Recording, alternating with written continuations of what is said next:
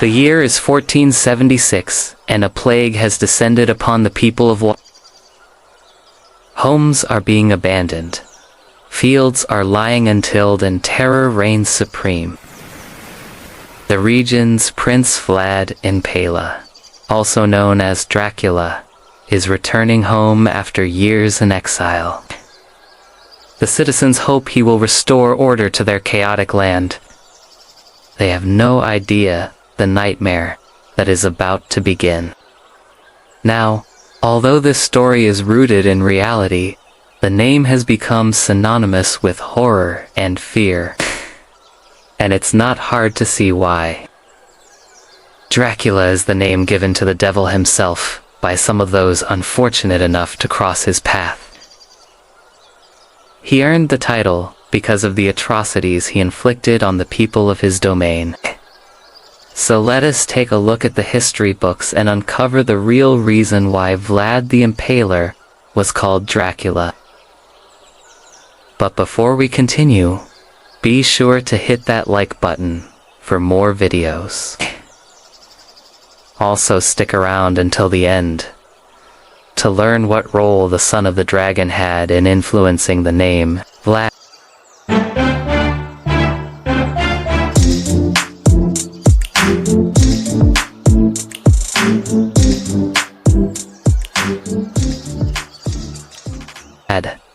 the Impaler. The bloody origins of a name. As we mentioned earlier, Vlad the Impaler wasn't born with the name Dracula. In fact, his birth name was Vladis. The name change came later when he took the throne. However, the transformation from Vladimir to Dracula is far more significant than you might think. Vlad the Impaler was born in Sisasora, Transylvania, which is now part of Romania. His father was Vlad III of the House of Dracula. Because of his father's military service, Vlad and his family lived in the Kingdom of Hungary for several years. This would explain why Vlad spoke fluent Hungarian.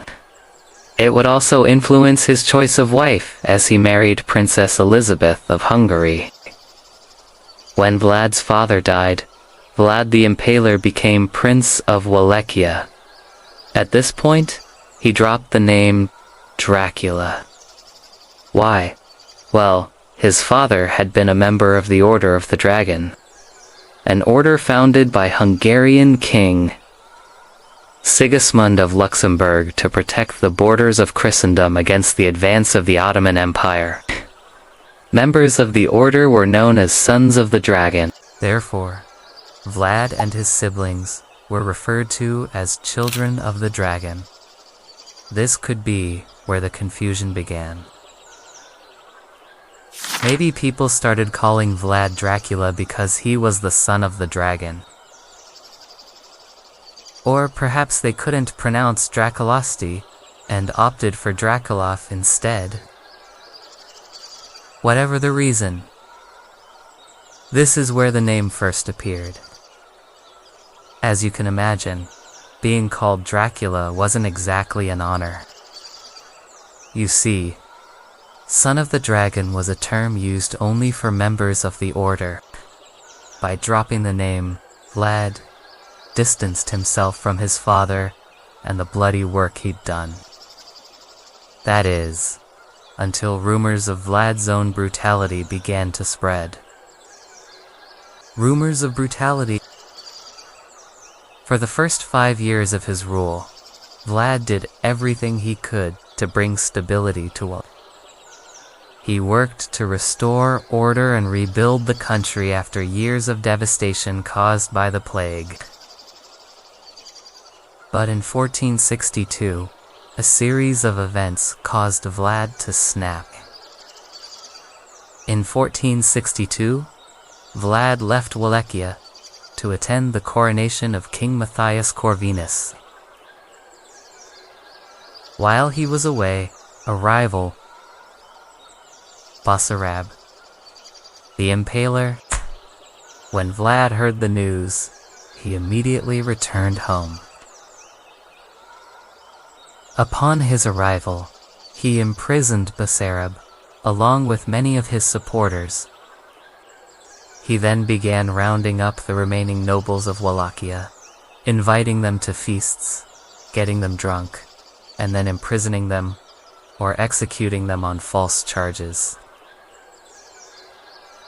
To say he was ruthless would be a horrific understatement. This may seem unhinged, but there's something Vlad was really worried about. See, while he was away, not only had a rival taken his throne, but trade between Wallachia and the Ottoman Empire had increased. And that meant the tax revenue that Vlad relied on had dried up. In addition, Matthias Corvinus had broken the alliance between Hungary and Wallachia and formed one with the Ottomans. This left Vlad in a precarious position, and it seemed the best way out was through brute force. In order to prepare for war, Vlad needed men. Lots of men. Having the nobility on his side would be key to winning the war.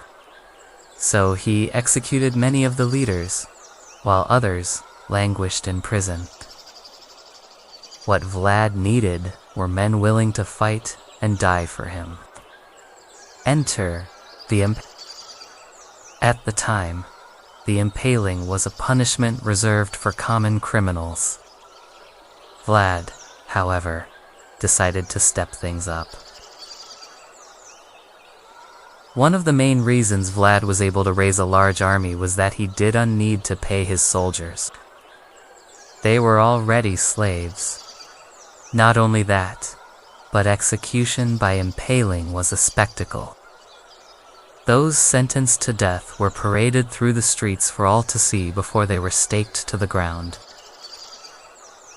Vlad understood that by using the impaler, he could strike fear into the hearts of his enemies without actually killing them. This is where the nickname Dracula really took off.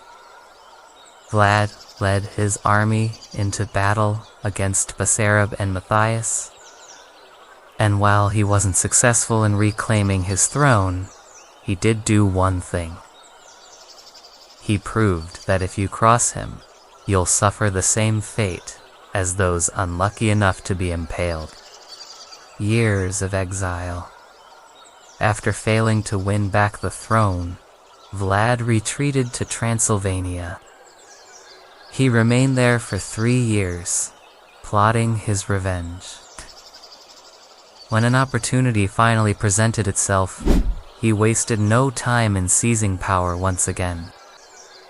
Unfortunately, he didn't waste any time in instituting even more brutal policies.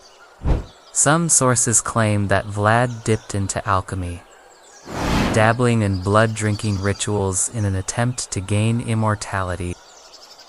Others claim that Vlad's meals consisted mainly of bread and salt, with the occasional glass of wine.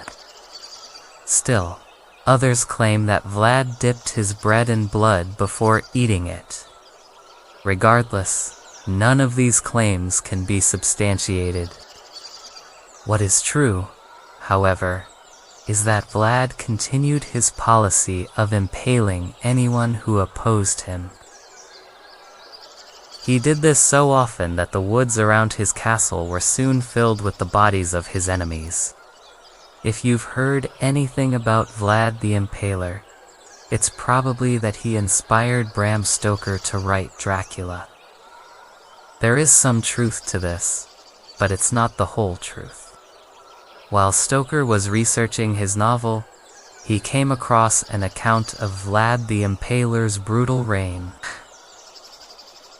He was intrigued by the story and began weaving parts of it into his novel. This is where we got the name Dracula. But Stoker didn't stop there.